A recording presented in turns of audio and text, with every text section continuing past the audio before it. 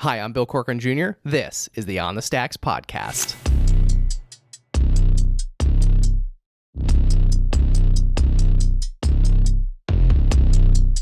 Oh yeah, whoa, look, they can never keep me down, I'm going, and if I ever fail, just know I'll go again. I never quit, cause I know that every loss may lead to another win. I'm going up. So you felt like you had to find a new purpose. Yeah, I did. And it was simple. I'm a drug addict. I have alcoholism. I have substance use disorder. Not only do I want to learn about it, it seemed so exciting what I was so wrong about that maybe I could be of help to other people. It's that simple. That would have sounded cliche to me 10 years ago. Today, I'm chatting with Joe Van Wie, host of the AllBetter Podcast. This episode is brought to you by Burn, the fitness company behind the Today Show approved Burn board. If I'm being honest, working out can be a real chore, especially as a new dad in desperate need of sleep and cardio. Burn is founded by NEPA native Jimmy T. Martin, and his Burn board offers a low-impact core and cardio experience unlike anything I've done before. They have hundreds of on-demand workouts that are great for beginners, seasoned athletes, and out-of-shape podcast hosts who love supporting small businesses. My wife and I use it pretty frequently throughout the week, and it's honestly a great way to burn a ton of calories without burning a ton of cash.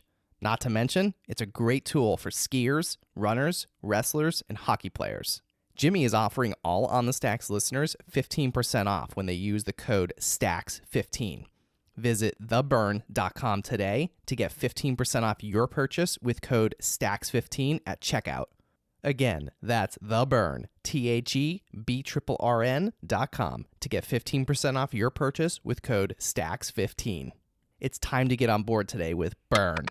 This episode is brought to you by Blue Door Financial. Blue Door Financial will help you save money and reduce taxes to live a fuller financial life. To learn more, visit Blue Door Financial online at BLUdoorfinancial.com.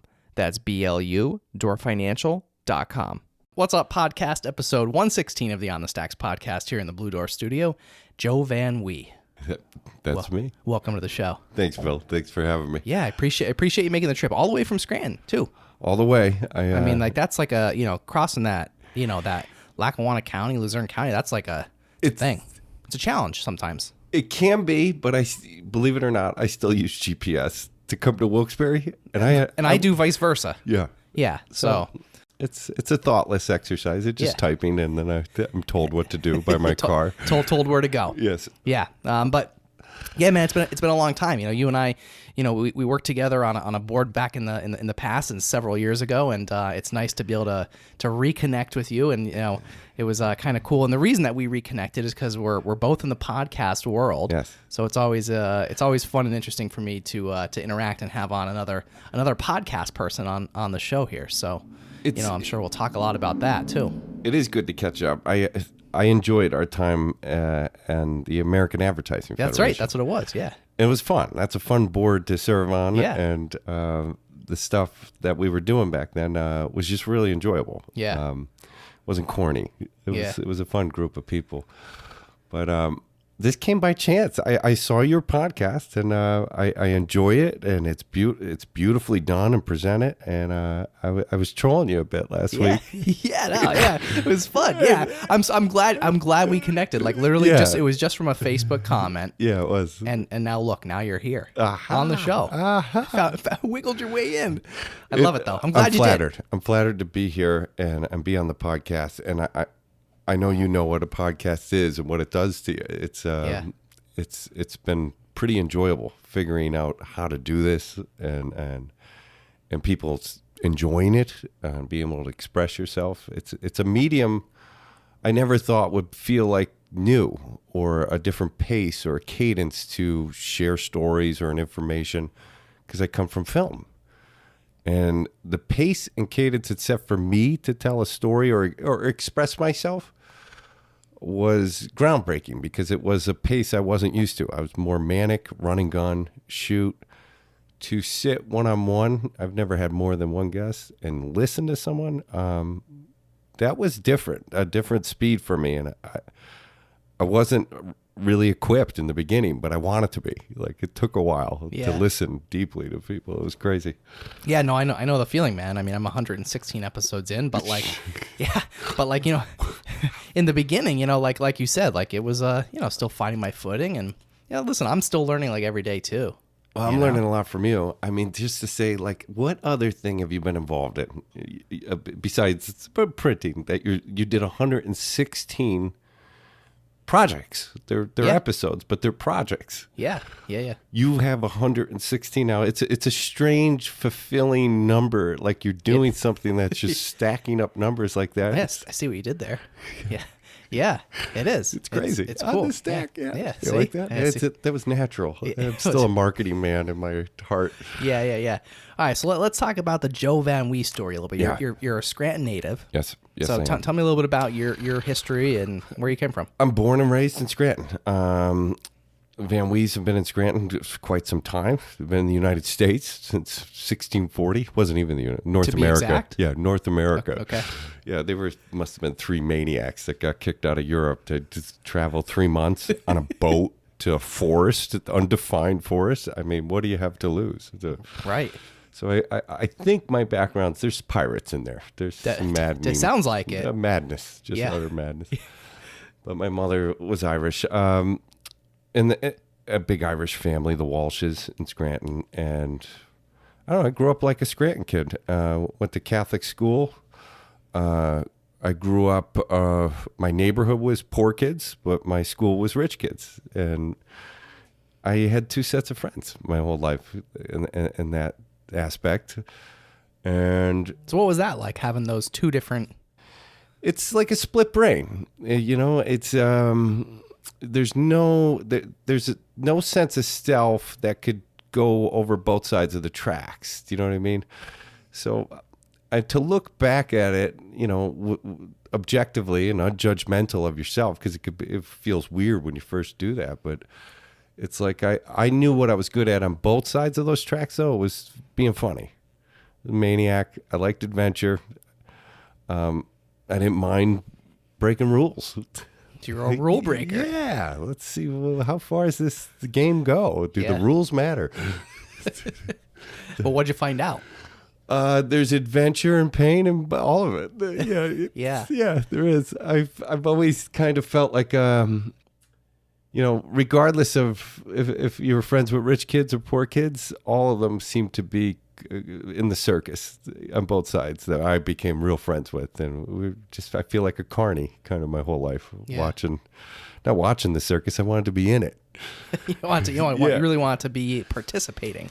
Yeah, and that was Scranton life for me, and it, early on, I think the first relief to that kind of split or the insecurities that could rise from that. Also, looking back, if you wanted to put a concept or an idea or a condition on it, attention deficit disorder, maybe feeling some alienation from that, of those ideas that were on a rise in the 80s being labeled onto kids, but I didn't have medication for that. But looking back, I could see what was debilitating about it, like not being able to put my attention somewhere of substance. I think people would call it like executive function. Never really developed, even though I could socialize really well.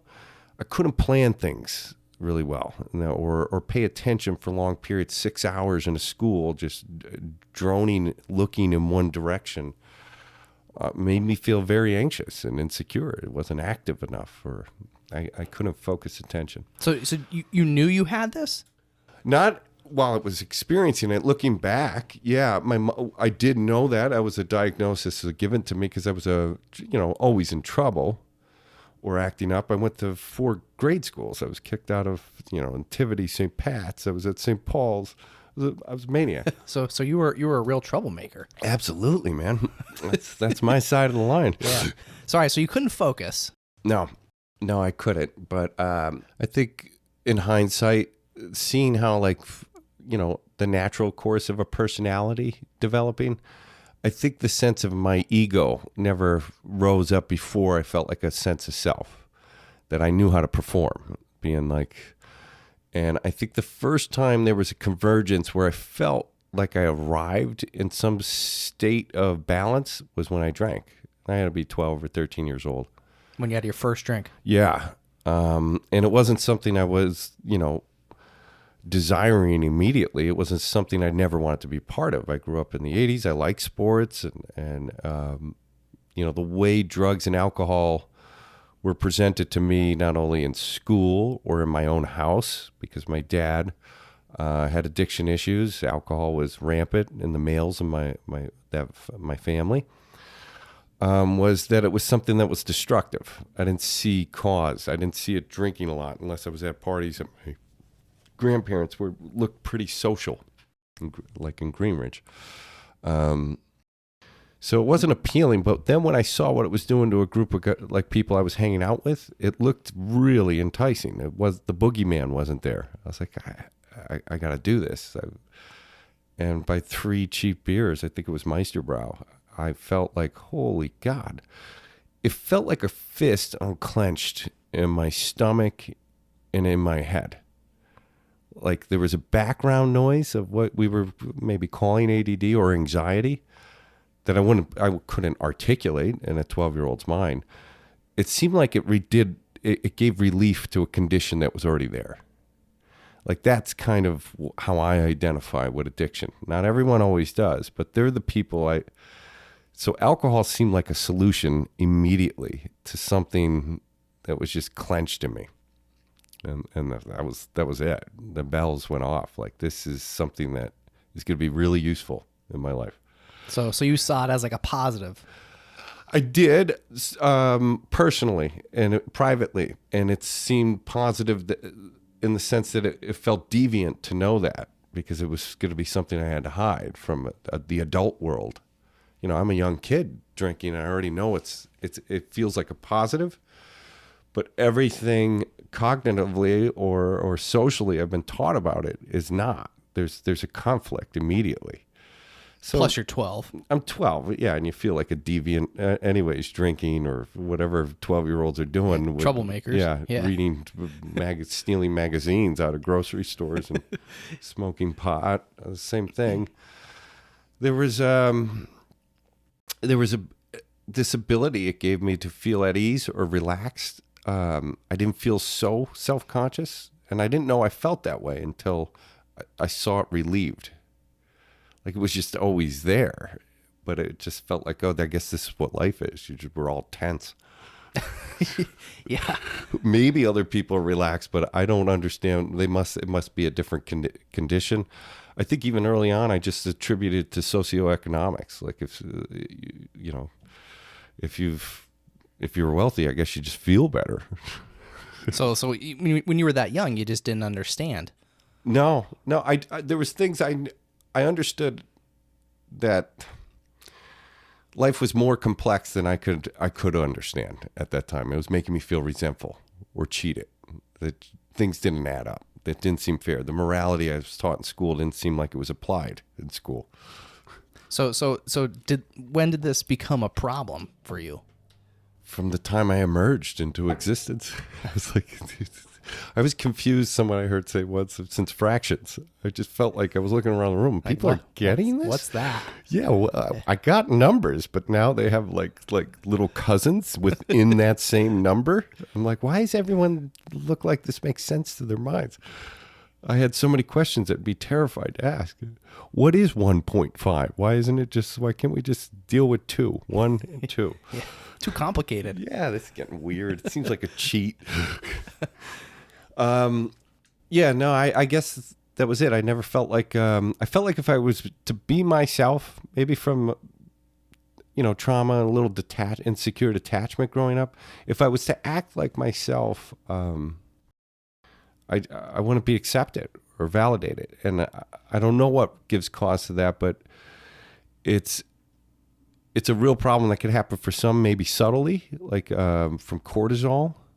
Maybe in a stressful pregnancy. It could be in an attachment to a primary parent is broken and creates maybe before you're 8, like a fully a personality could be developed that the world's not a safe place to be yourself. And then I think also being Catholic, that I'm in this body. It's, I'm dealing with a physical world, but all this is going to get settled in a magical world where my soul, my real condition, is just participating in what? This first person game? It was too hard to wrap my head around. It created a sense of shame. And shame, being the private life that's in someone's head, is really being monitored by, the boss, the celestial God. Like, that caused conflict in me as a kid. And I always felt like, even if I got away with trouble, I was, the boss is going to settle up with me when my ticket gets punched. So because of Catholic school, you kind of had this like thought in the back of your head, like one day I'm doomed. Yeah, a little mental North Korea there of Catholicism. It's like bad software in your head. It's like, I think that was a conflict for me. Because I could remember distinctly my grandfather died, and it was probably 13 or 14. I really admired the man, and I'm thinking, oh man, now he knows. He's up in the boardroom of whatever heavens where they could just review our sins. Yeah, your transcripts. Yeah, my God, now he really knows what a wacko I am. Like, what a disappointment. Even in his death, instead of mourning, I'm feeling a sense of shame, the self-centered, kind of egocentric. And I think that's provided by that fantasy life of all this speculation that this is really happening. It's torment. It's bad. It's bad ideas. It's bad concepts. It's not testable or true. Now, I'm not disregarding the values that could come out of the principles I was taught in that, but the rest is really just so far out there to be teaching a kid. Yeah. So did you go to Catholic school like all throughout high school? Yeah. Yeah. Well, no, not. I got thrown out of them, and then finally that was it. You went through a few middle schools, right? St. Paul's, and then went to O'Hara. I was tossed from there, and then I got sent to Fort Lauderdale. My dad was going to straighten me out. He was a tough guy, and I went to school down there. I came back. How old were you at this point? 15. So you got sent to Florida. Yeah. At 15. Yeah. By yourself? Fort Lickerdale. Yeah, to go live with my dad. That's like living with yourself. His conversation skills. So that's Okay, sorry. So you go to Fort Lauderdale. Yeah. And what was the school down there? Fort Lauderdale High, North Fort Lauderdale High. It was like a culture shock for me. It was just you're just being sent to a new place. Yeah, my dad was going to straighten me out. He lived down in Pompano, and he was sober at the time. And, that was my idea of what sobriety was. Like, my dad had all his, recovery friends got sober, and they all kind of had like this old gangster appeal. Like, they just don't drink now. I'm like, my dad was a pretty angry guy, regardless of not drinking. Yeah. It just looked like a social club you end up at. So that didn't work out. We were just constantly, I was unbridled. Like, I wasn't going to let this man break me. I was like, where were you? The first half. Now what, you're going to catch up with authority? Get bent.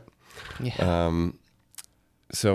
I that's a condition too. I think it's called counter will. I've read about this, and it's people with addiction or ADD kind of exercise it a lot. And what they do is, like, if you're going to tell me something, like, don't pick this up, and it will benefit me not to pick it up. My counter will says, exercise your liberty. Don't be told what to do. Do the opposite, regardless if it's good for me or not. And this is, in this paradox, you think you're exercising freedom. There is no freedom in that. You're reactive. And the reaction's already been dictated by what the person said. Like, so you could see in that dichotomy, like, there is no freedom in any of what was going on in my head or how I would respond to the world. So drinking and smoking pot at all this time was the only time I felt released from this weird neurotic struggle that was going on in my head. So like, would you say at this point, like, you had an addiction? Yeah, I would, because at 15 I was in a treatment center. That young? Yeah, before I went to my dad's, there was a little gap there, but my family, they're close. They don't ignore problems. Maybe, at some degree in the 40s and 50s, we all did, the Irish, but they weren't then. And they saw there was a problem, disciplinary and school and drinking and smoking pot, which was irregular, the amounts I was doing at that time, especially for my family's taste. They stepped in and said we'll put them in a treatment center. There was an adolescent one in Chick-Shinny then, Clearbrook owned.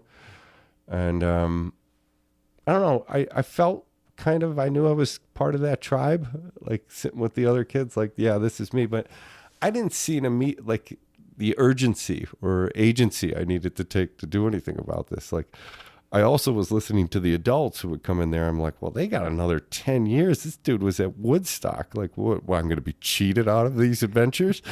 So you felt like you were going to miss out. Yeah, absolutely. I was like, he's standing here telling that story. If it gets worse, I got to find a way to get back into this life and cool it. But I couldn't make the connection of why I needed drugs or alcohol to stay in my life. I felt cheated that they'd be taken. I could only see the punitive measure. I wasn't able at 16 to articulate the need for them and why panic would set in to the fact that I would now face a life with a sober mind. This sounds tormentive, nightmarish, and punitive, really punitive. So how did you get out of that state? How did you figure that out?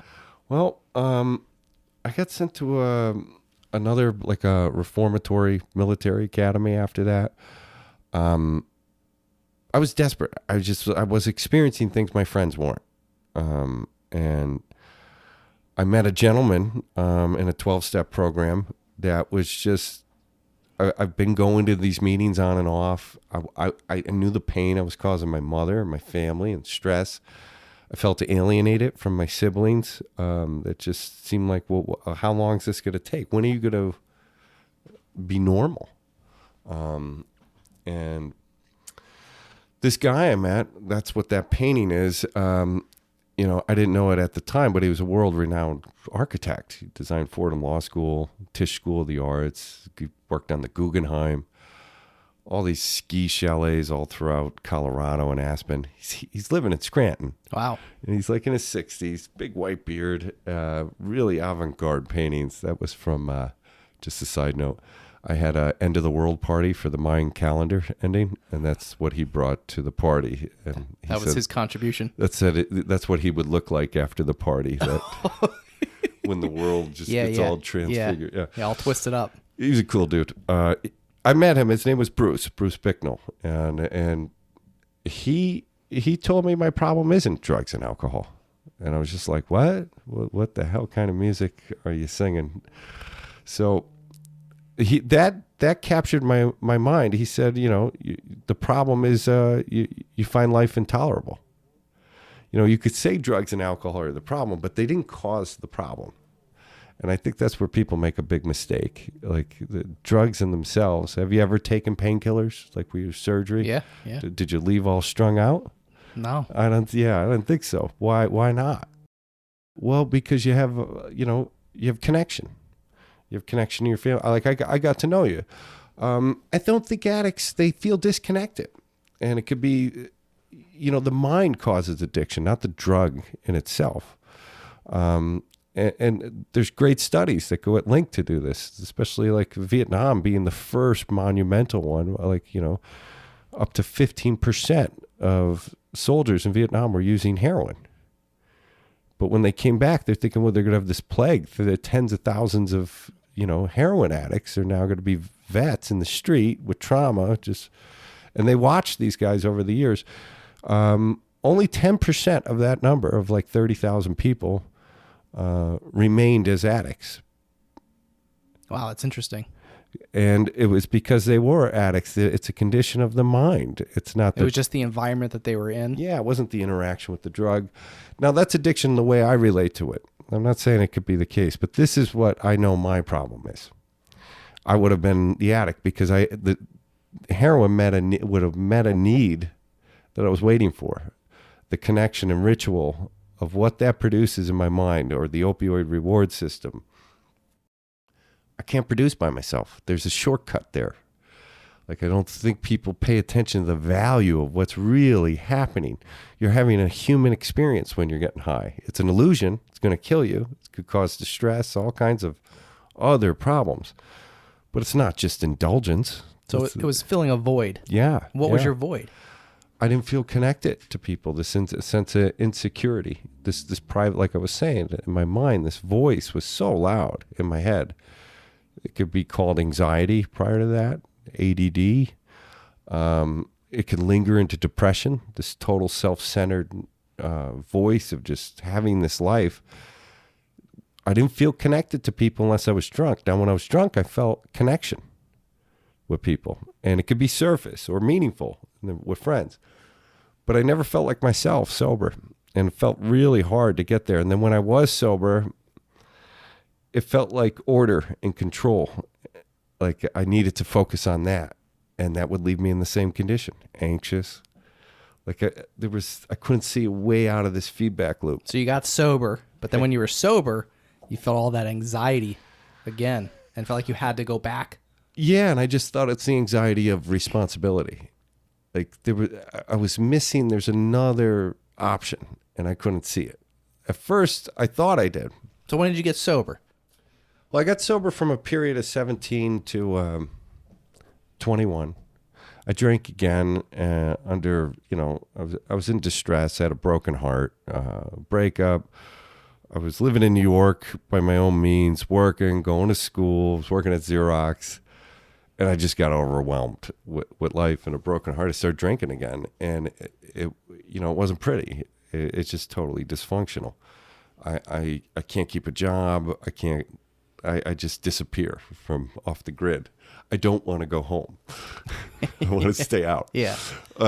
So that collapsed. I moved back here. I was working at Russell's restaurant. And it was just felt like defeat. I would work, then I would drink before I knew what the light was up. Then I'm like, I got to go into work at 4. I'm not making a plan to move back, go to school. Time just kept, like, I would blink, and then this 3 months went by. And then one night I wrecked a vehicle, was drunk, I was using a lot of cocaine, and just ended up in the hospital. I went to treatment for about 6 months. My family, I saw how distressing, like I don't know how to become an adult. Like, this is terrifying. It was humiliating. And I'm thinking, like, yeah, sometimes I felt like I was just blaming addiction. There's something just wrong with me. Because you always hear addiction talked about, like, personified. I'm an alcoholic, or the disease is waiting for me as this entity that's outside of me, or has attacked me. I don't, like, is there a me outside of the addiction? It's weird. Language does that. So language being used that way made me feel stigma in that sense that, is there really a cognitive disorder happening here? What's actually happening? Do I just like drinking and using drugs? Like, it's weird. It's weird. It starts to torment an addict himself. Because, like, where is the will being exercised? Do I decide to get sober? Like, at when?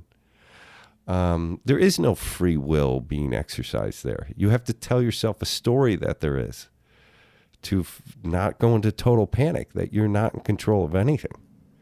You're really not. And that's a strange idea. I don't think most people could relate to or don't believe. I don't have to convince other people to believe that. I just know it's true.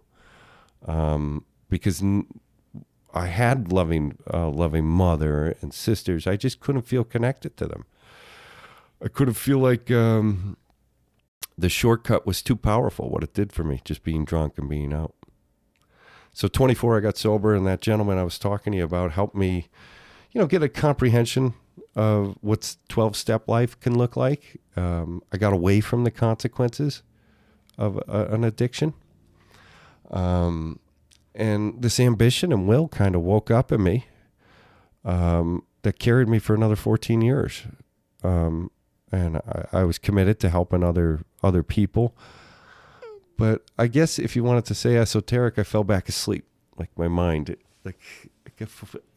I went in a direction that, like, I just felt lost. I got lost in my own life. In those 14 years? Yeah, at the tail end of it. Yeah. What did you do for those 14 years? I just entertained whatever ideas I could come up with. Can I make a movie? Well, yeah, okay. Make a movie. Can I make another one? Could I start a business? I seem to be unemployable. Yeah. Let me see if I can be an entrepreneur, because I don't like listening to other people telling me what to do. All right, so you made some movies. You started a business. Tell me a little bit about it. I was making shorts at the time and doing stand up and improv, and I got a budget together for a film and some investors. We went and made a movie, trying to sell it for a year, and under all the kind of the press that we got from that and the PR, how can I translate this into something that's of opportunity? I started an ad agency.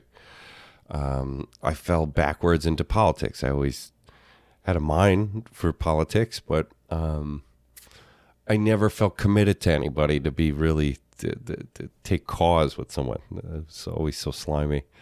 I like to just critique from the bench. Yeah, but I got involved, and it's lucrative because it's recession proof. Someone. That's how democracies run. Someone has to be in charge of, or pretend they're in charge of the oligarchs of a democracy. And instead of killing each other, you can elect someone different every 2 years. I hope we don't lose that. Yeah. But I enjoyed it. I got good at it, but it's hard. It's hard to be creative and then objectively do something like that. And I got lost in it, and I kind of felt like an imposter in my own life. My ideals didn't match up with a lot of people sometimes, and I couldn't afford to have ideals. I was starting to have employees. Felt like this is what all adults deal with to some degree. Yeah, of course. But it made me cynical in my own life. I didn't feel connected so much to AA as much anymore. My sponsor, that gentleman I was talking about, was getting old, losing his memory. He was kind of my anchor in there. My ego, like I was permitting it to be awake for longer periods and indulge in impulse and just reckless stuff. This adolescent kind of woke back up in my life. And my life, I don't know if you remember, there wasn't many people in my life that could challenge me. I felt like I was so... It wasn't like someone was saying, don't do that, don't cross that line. And the line was my own morality. There was a sense of it in there, and I was a hypocrite. I don't know, maybe some people could get away. It was starting to kill me. Kill the idea of my soul when I was alone. Not making decisions anymore, just avoiding all conflict, trying to increase pleasure. This before I drank. It just caused an enormous anxiety in me. And I didn't feel any sense of a connection with spirituality of that degree. I was an atheist. I'm my mind's getting more materialistic in the sense that I feel there's a life in me that's an idealist. There always has been. But now it's being snuffed out because I'm running a business, and I don't know how to run a business like an idealist. And I'm not a good businessman. I'm a fun one, but you could see that. I was a maniac. Yeah. So I don't know, that conflict, it just became overwhelming. And my retreat, I started smoking pot, to get anxiety. I have no judgment on pot. I think pot helps a lot of people. I really do. But what happens with me is it just wakes up. It's a shortcut. Pot didn't change my life. It did commit to relief for me at first, to anxiety.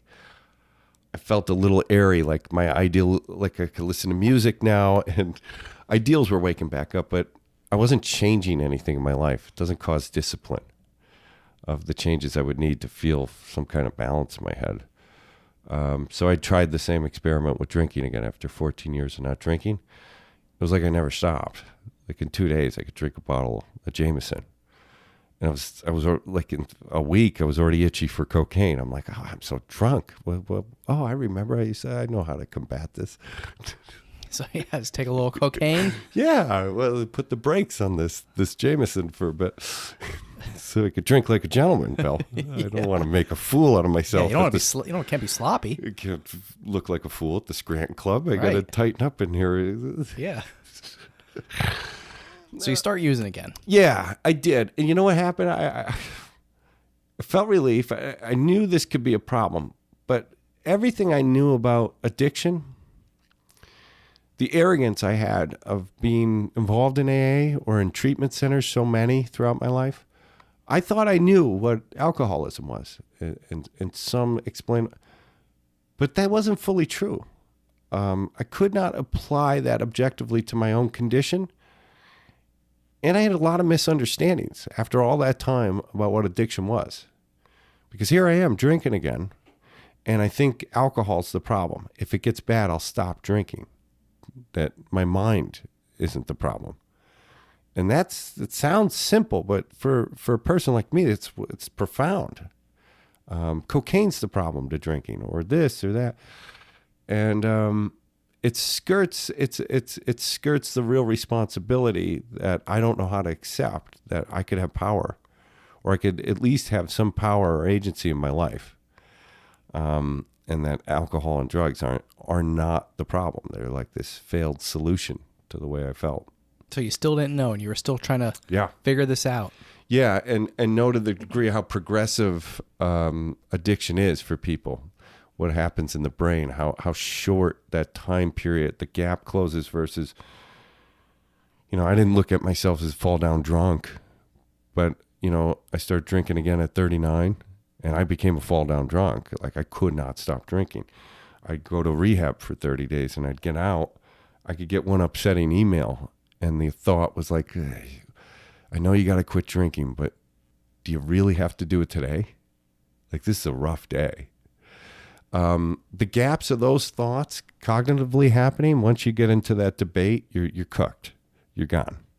I'm at a bar by 2.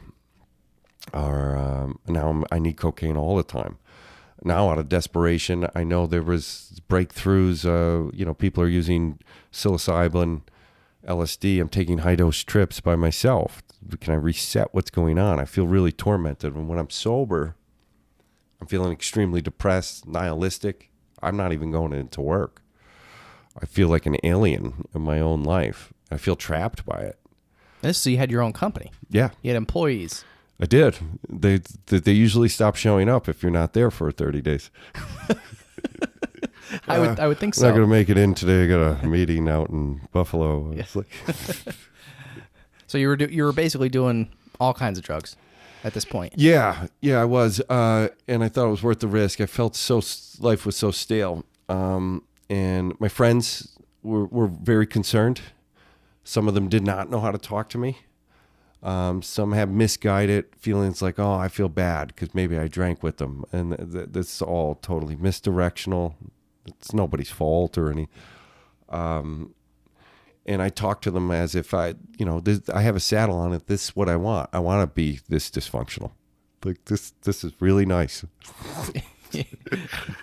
I didn't open mail I was just throwing it in my fireplace. So you could see what's going on. I'm giving up. Yeah. And what woke me up was my sister got sick. And she had a headache. And she had a brain tumor, and it became inoperable, center mass of her brain. And I was just like, I've been drunk for 2-3 years, like just totally on a decline from addiction, thinking it's everything else. Like, it's my business. If I could fix my business, I didn't want it, man. But I don't know how to talk that way. I don't know how to be an adult, like in my own head, like a child. Addiction wakes up this child that's been traumatized in your mind. It's crazy. So that event woke me up to at least, wow, this there's other things happening. This is my sister, and she's always watched my back. So I went to a detox. I told my family I had a business trip, and I detoxed. And when I came back, I was just terrified. I could get a call, and if I drank, I'm the type of guy who drinks for 3 days straight. I disappear. I can't answer my phone. I'm on a bender. I'm waking up with pirates, like with strangers. Thinking, like I could come out of a blackout thinking, oh my God, where have I been? Is this suit coat's ripped. And what day is it? Yeah, I remember having a Bloody Mary at lunch, and now it's like I drink like a cartoon, man. And it's like 3 days later. Not everyone that has addiction drinks that way. I'm a hyperbolic. I've watched too many cartoons. So this whole thing's just, I don't know. It traumatized the idea that if I got a call and I was drunk and my sister's getting treatments in Philly, what am I gonna am I gonna be that guy? So I took a lot of Xanax and I smoked a lot of pot. I'm like, just don't drink. That was what I was calling recovery. And my body's shot. I've been on like benders on and off, doing way too much cocaine for a 40-year-old, and I didn't care. I got sick and ended up, while my mother was dealing with my sister, I ended up going into a coma from a double pneumonia, from just run down my whole body, and while my sister's in Philly. And I woke up from that coma after like 19 days. In the room was all guys from 12-step program. I was like, what am I doing? Like, do I want to die? I wasn't sure, but like now I'm really dying. What did you do? What are you doing? I felt nihilistic. Like nihilism's like this kind of shortcut for someone like that's, for me, I think myself of intellectual. But I'm trapped in nihilism.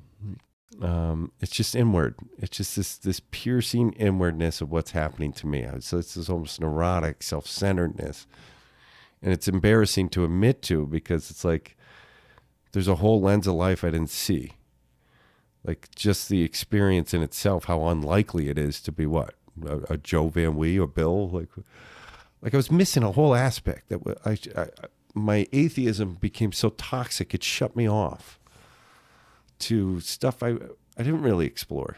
Now I'm losing a sister. I can't leave this hospital bed. I'm just filled with anxiety that I blew a life. Like this is, and I think a lot, coupled with some high dose trips that were terrifying, but in a good way in some sense. I wanted another chance, man. I was like, I blew it. I want agency over my life, or this idea that I can have, and it's not coming from me. It's coming from the people I've been ignoring. My friends at 12-step programs, my family. Not chasing kind of shallow things that I was doing to just have an identity. That's over, man. I had, what are you going to do? What are you going to do in life? Like, where do you want to connect? I knew I had 20 years of experience with addiction, in and out of it, not understanding it. And a couple months later, I got sober. I didn't get sober right away. I drank after my sister passed away that April. I came home. My finances were a mess. There was people staying at my house. I have a big house for weeks. A lot of community, a lot of support. And they all left. I came back to the house. I went to the bathroom and I flushed the toilet. Like it's taking a leak, and the water didn't come back up. It was my water bill, and like my finances are a mess. Like from just addiction, I'm like, oh my God, my water shut off. So what do? I don't call a water company. I drove down to the liquor store. I was like, well, let me get settled in here and figure out what the exit plan. I'll get back on the saddle here. I need to, just untie this knot in my head. And, I wish the story was like, oh, it went off the rails then. It was up and down. And in the midst of that, I fell in love. And I wanted to be alive. And I'm like, when are you going to get sober? It's kind of this dialogue. And it wasn't a day I expected. It was my friend Larry Moran and my friend Eric stopped at the house. I was letting a guy get thrown out of a halfway house. I'm drinking, snorting ketamine and Molly daily, like microdosing it to It's what I have to do to feel stable. Stay in my attic. And he's a great guy. They came over. He was concerned. He's like, Joe's out of his mind. And he's drunk. And he's not, I'm not confronting him, but I'm supposed to be here staying sober. He's allowing me to stay, but nobody knows this. Is anyone going to confront him or do something? Like, he's going to die. Like, I wasn't doing well. I was just in a coma. I'm still drinking. And they came over and confronted me. I don't know what it was about that day. I heard myself talking to them, and I felt like I'm an adult sitting in this house. My life's a mess. I'm not sure the way out. I'm in love with a woman. I really am. And I don't know how to stop addiction. I can't stop it. Do I just maintain it? Do I go through life as an addict and not just see how many people I don't hurt? I don't know. I don't think I'm capable of getting sober again. And the people I know that are sober have some access to spirituality. It's fair for me to say I thought they were deluding themselves in something, and that trick works, but it won't work again. It's a parlor trick. I'm not. So when Larry and my friend came over, and I heard myself explaining my justifications to them, and them sitting there, and I'm thinking, they're here. My other friend's married. He has kids. He has kids. They don't want to be on my couch telling a 40-year-old why kid, put your life back together. And I was like, I saw the burden I was causing them, and they were still there to help me. I was like, what are you doing? Wake up. So I wouldn't say it's God, but I knew my friends I wasn't them anymore. I wasn't on the other side of that couch. I wasn't there for many people. I was broken. Was I going to stay broken? Like, am I going to give up? And I don't know, that from that point it changed. I started going in another direction. Slowly. I talk too much, Bill. I'm glad I'm on a podcast talking too much. Yeah. All right. So your friends came over, and you finally just had this realization. And what did you do next? We were trying to decide if I should go to treatment. I probably should have, but I said I have to do a couple ads or I'm going to go broke. I mean, I don't want to lose my house. I don't want to, I'm still a mess. I called who's now my wife then, and I told her, when I'm not out there visiting you, she was in San Francisco then, I'm drinking. And she was heartbroken, because she knew I was trying to be sober. I told her I stopped drinking. I wanted to. And I remember visiting her, and I got back, and I was in an airport, and there was a layover in Atlanta. And Atlanta's a weird place to get drunk. And I was like, well, I hate flying. I'm going to go in and have a drink. And I did. And I got on the flight back home, but I didn't call anyone back for 2 days. I left from Avoca. Who the hell knows where I was? I was out for 2 days. Aha! Whoops. And the brutal hangovers I get for 3 days on that couch. I wondering if I should go up the ER. Am I taking a heart attack? Is that heartburn? Sweating. I can't breathe. I can't eat. Oh my God, I should go to treatment. A couple hours go by. Well, maybe just watch a movie. Well, if you feel all right tomorrow, maybe try a meeting. Maybe you should, and then that would just all dissipate. And the next, okay, I'm fine. I just don't drink this week. And then hours later, I'm drinking. I was like I was living in a nightmare. Hypnosis. I couldn't believe it. And then problems weren't going away. They're piling up. So that was still there, the problems. Like, how am I going to solve these? Like, what am I going to do? And the guy that was helping me, gave me a shortcut. Those problems may or may not be solved. But who's Joe going to be before he dies? Are you going to be the guy you should be? And that's where the work kind of started for me. I don't know if that could for everyone that's an addiction. I think there's a broader way for a lot of, but I had to confront it that way. There wasn't a shortcut. I had to decide who was I going to be if I couldn't solve these problems? What kind of integrity did I want to piece back together? Where's the meaning? Where's the purpose in my life? And I went through the steps with them again, 12-step life. I got therapy, which was very helpful to understand, a broader definition of traumas, PTSD, to admit how sensitive of kind of a guy I am. And I wanted to bury that, pretending I was a businessman. And I felt like it took some anxiety was lessening, but I was getting a lot of anxiety attacks. I don't know. I was a mess. The idea I had of the world was so nihilistic and limited lens. All I could see is suffering. Life kind of is just cruel. This like weird game of cruelty. I found meditation was a relief to that, but not immediately. And it was hard for me to do it because I'm anxious. I want to do an action to get rid of something. So my wife I started doing yoga with her, using apps, Sam Harris's app, I'm Waking Up. That helped me tremendously.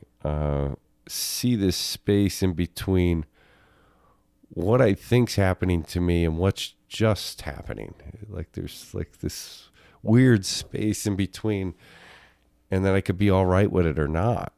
But it does, like maybe I can't change it, but I could be all right with it. It was starting to explore those ideas, and that's where I found addiction was this inability of me to be present in my life.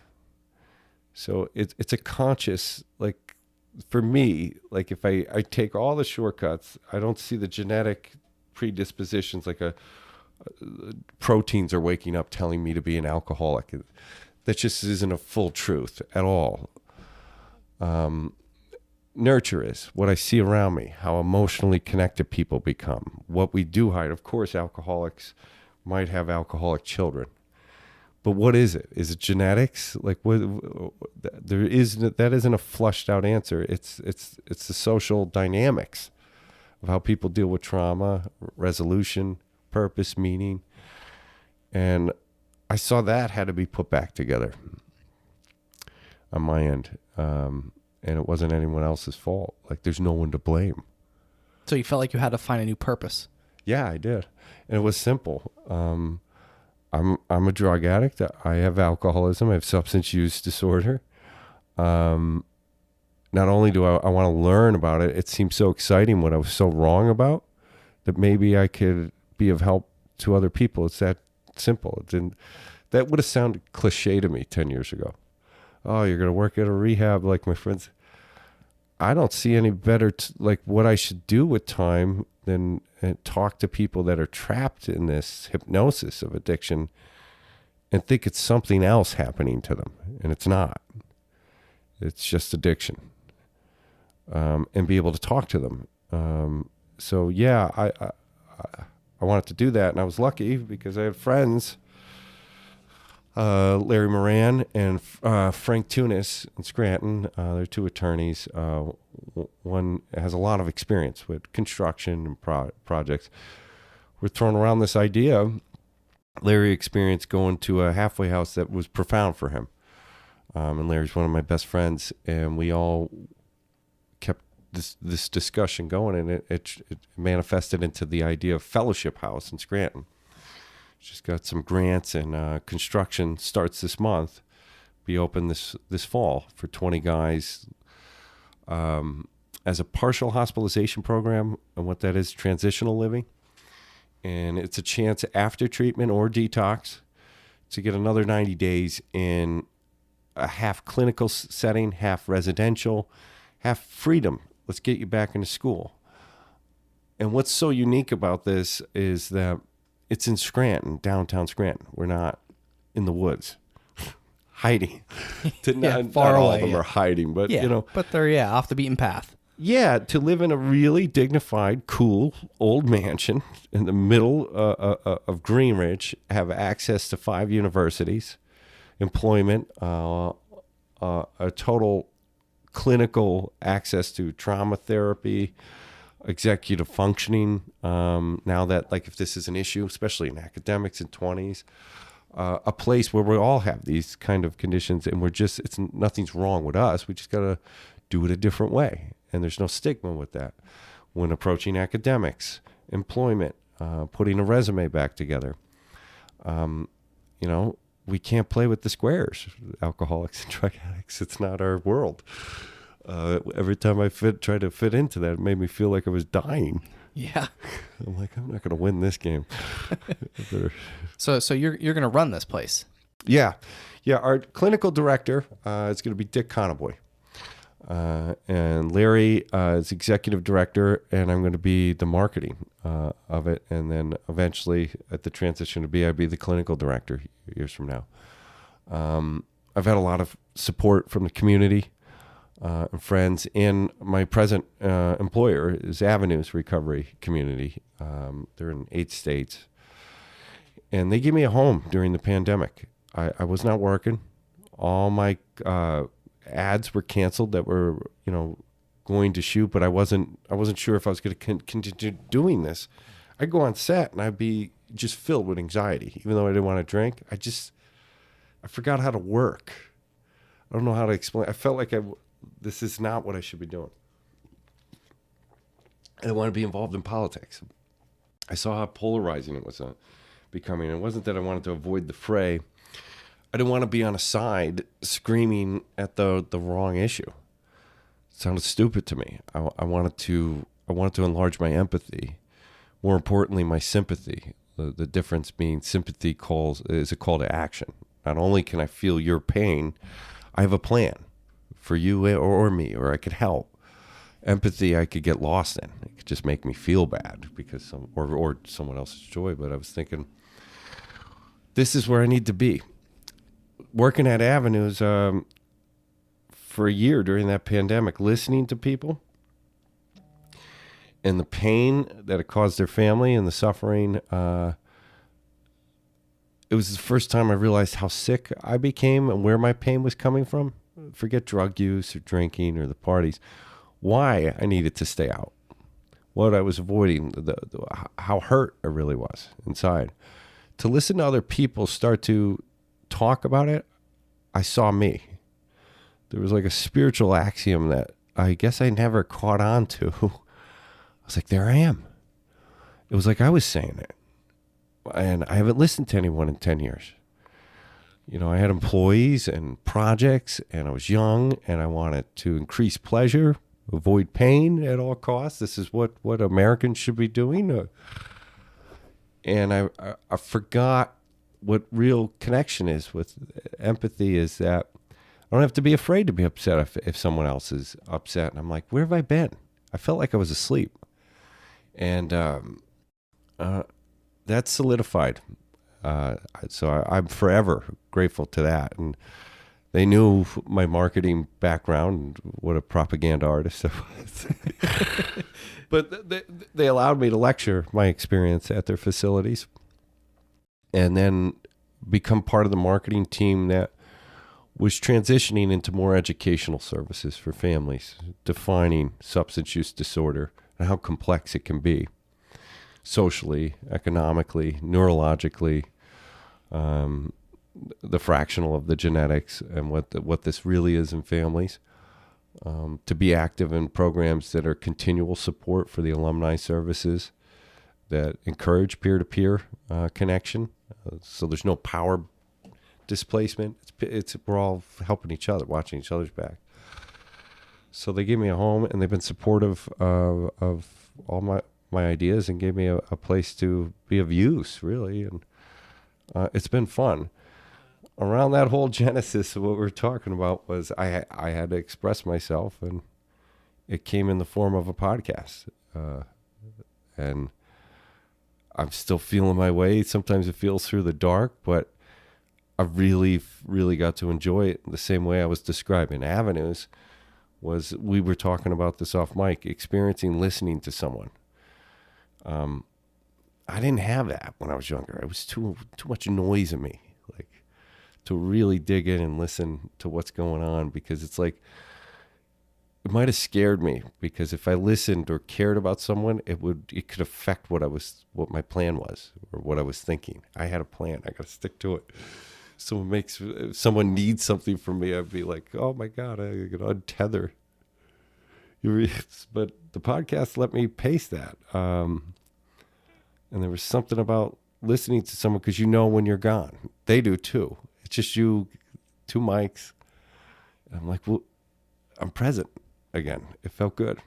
So tell me about the podcast. I have to think the executive producer of my podcast is my wife, Nassim. That's where all permission comes.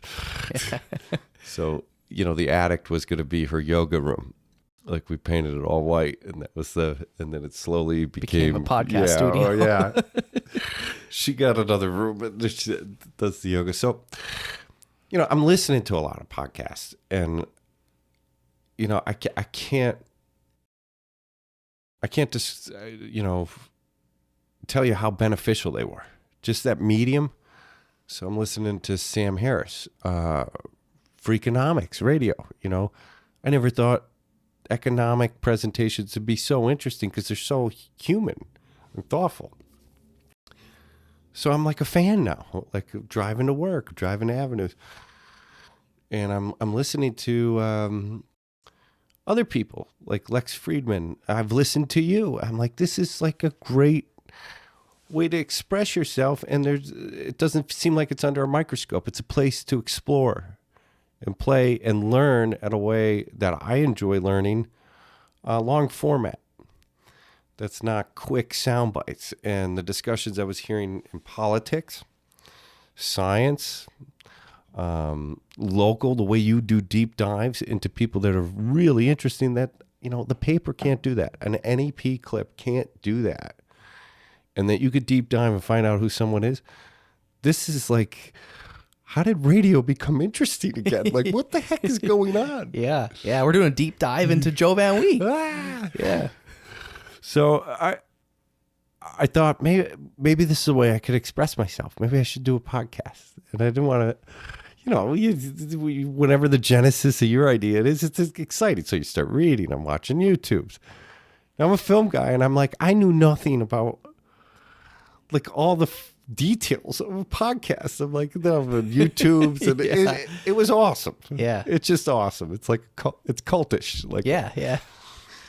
And so I wrote a little treatment, and my cousin Timmy Kalpin, he was a screenwriter, South Park, and he's helping me kind of form the idea. He has to move, so I got a mics, got a headphone. I'm like, let's just start doing pilots. I shot the first couple episodes. It didn't come out well at all, man. It looked like public access. Like, I was unrecognizable. I just spent 2 years in a Zen state of feeling better, getting a sense of self again that isn't deranged. And I watched those videos. And I'm like, who the hell is that? Well, hello, good evening. I was like, Oh, it was weird. And I just had friends over the house. I'm like just chatting with them.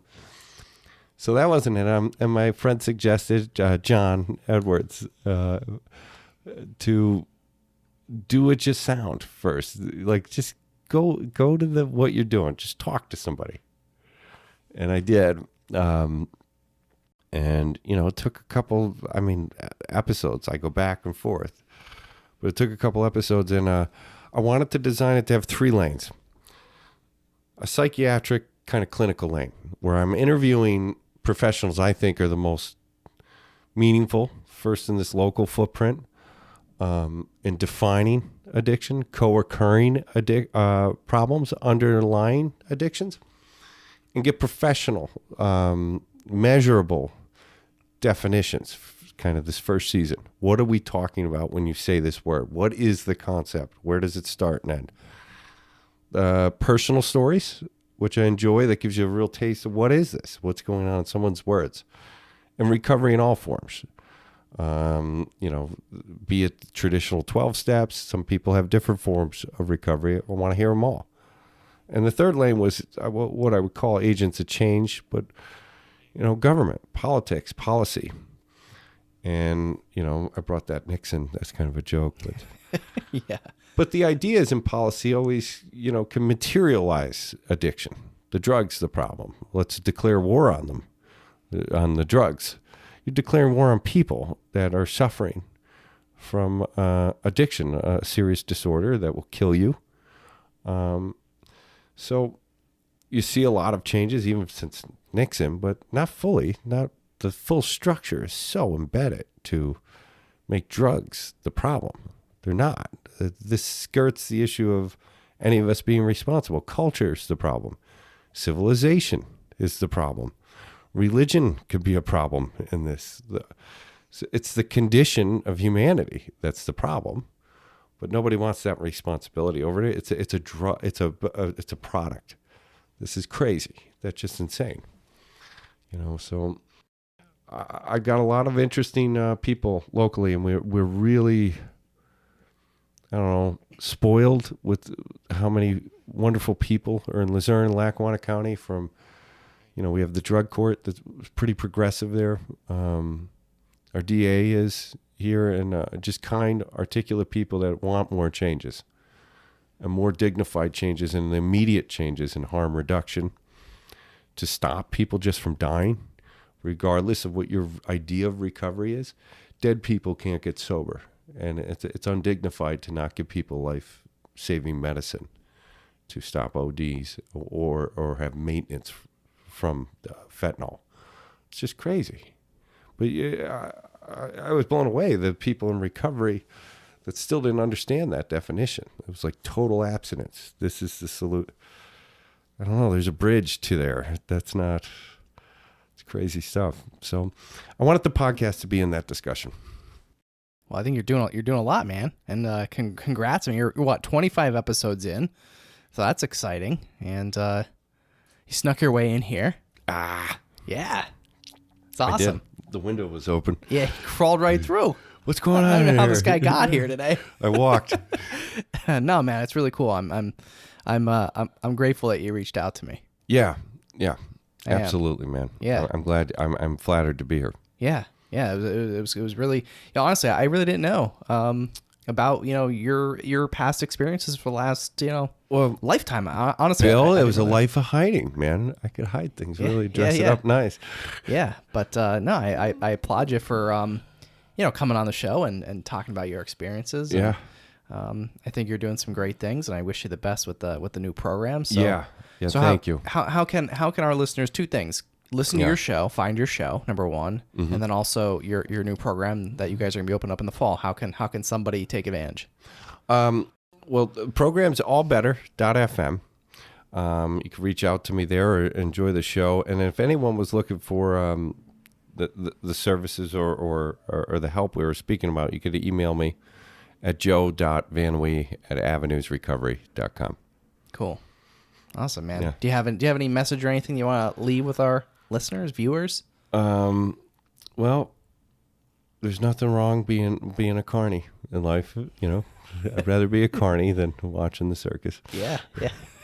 You make for a great carny, by the way. Thank you. Yeah. Thank you. I've always felt like a... You look like a carny. You came dressed like a carny. You brought some carny props. The only problem with not being a carny is wishing you weren't.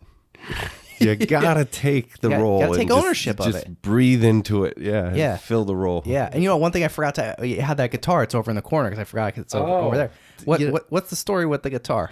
That's a 1964 Epiphone Casino. It's the Beatles guitar, not their guitar. I don't know much about guitars, so school me here before we end. Epiphone's War Casino hollowback guitars. Gibson took over. So this is a OG. I got this guitar because I'm not a musician, but all of my friends were. I would never dare call myself a musician. But I got that, and I would lend it to Roy Williams. I don't know if you know Roy. I don't know him personally, but he plays for Roger Waters down at his yard parties. And Pat Finity. Pat Finity, that's his favorite guitar in the world. So I thought I could play that to plug him. We'll be plugging Pat, but he has an Instagram show. And during the pandemic, I would tune into that every week on Instagram, the Pat Finity Show. it made life worthwhile again. He's playing live concerts on the roof. Philadelphia Inquirer shows up. The show explodes. He has Dave Grohl on. It's like a serious thing. Yeah. So then Rolling Stone does a write-up on him. Wow. And then, his YouTube channel blew up. It just gave, in the sense of that dark times, that rough summer, everything was uncertain. Institutions were like really crumbling, regardless of what you believe in. It was cynical. And then I would be scrolling through these feeds in the middle of just madness. There's Pat jamming on a roof. I was like, you know what, man? I want to lighten up my attitude. I want to approach this with a little more cavalier and be myself in the middle of a crisis. It's friends like that. When you're around people, you realize, okay, it doesn't all crumble. This just, dust yourself off and carry on. Yeah, and you're a new dad. Yeah, I am. Persia. Yeah, Persia Van Wie. Congratulations. Yeah, she's got most of my attention. Yeah. Yeah. How old is she? 18 months. Wow. Yeah. It's exciting. Yeah, she's starting to say more. My dog Brando, still alive. Yeah. He's gonna be 16 this year. She calls him Bambo. Bambo. So if I ever have another dog, it's gonna be named Bambo. Bambo. Yeah. Make it easy. Yeah. Easy transition. That's her first objective in the morning. I could go in her room. She wakes up. She goes, Bambo. I'm like, all right, let's go down and see him. There we go. Perfect. Well, Joe, man, I appreciate you coming on, and thanks, man. Yeah, and I wish you the best with everything that you're doing. Yeah.